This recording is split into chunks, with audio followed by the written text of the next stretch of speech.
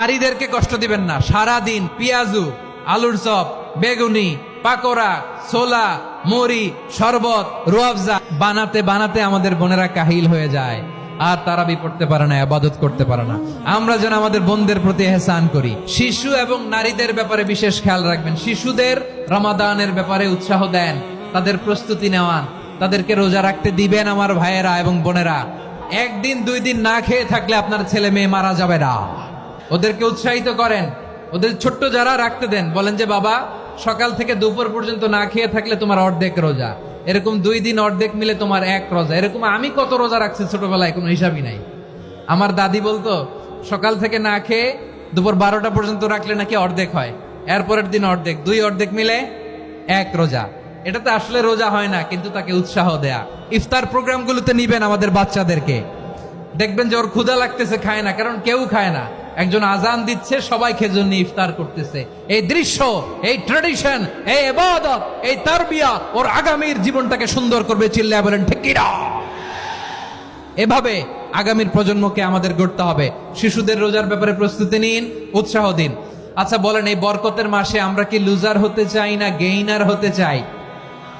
সবাই বলেনি, বলেন এই রমাদানে আমরা লুজার হব না গেইনার হব?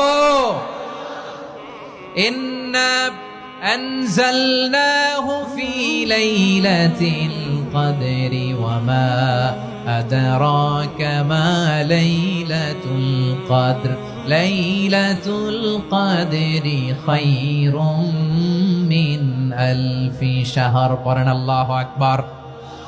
লাইলাতুল কদরি খায়রুম মিন আলফি শাহর, 1000 মাসের চেয়েও সেরা। 1000 মাসে হয় 83 বছর 4 মাস। 83 বছর 4 মাস টানা ইবাদত করলে যেই সওয়াব, কদরের রাতে ইবাদত করলে অতটুকু সওয়াব আপনি পাবেন, আল্লাহ সেটা বলে নাই। আল্লাহ বলে তার চাইতে বেশি সওয়াব দিয়ে আপনার আমলনামা ভরে দিবে কে? কদর যেন মিস না হয়।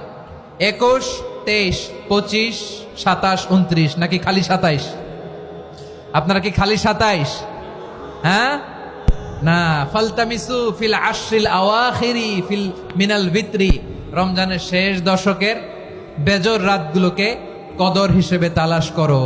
আল্লাহর হাবিব সাল্লাল্লাহু আলাইহি ওয়াসাল্লাম শেষ 10 দিন টানা ইবাদত করতেন, টানা ইবাদত। ইদা জাআল আশরু আহিয়াল লাইলা আইকাদা আহলা ওয়া জাদ্দা ওয়া শাদ্দাল মিজার। সারা রাত জেগে ইবাদতের নজির নবীজির নাই, শুধু রমজানের শেষ দশক ছাড়া। সুবহানাল্লাহ বলেন। নিজেও ঘুমাতেন না, ফাতেমা রাদিয়াল্লাহু তাআলা আনহু, আলী রাদিয়াল্লাহু তাআলা আনহু কাউকে ঘুমাতে দিতেন না, সবাইকে জাগিয়ে তুলতেন। আমরা সারা রাত জেগে ইবাদত করব।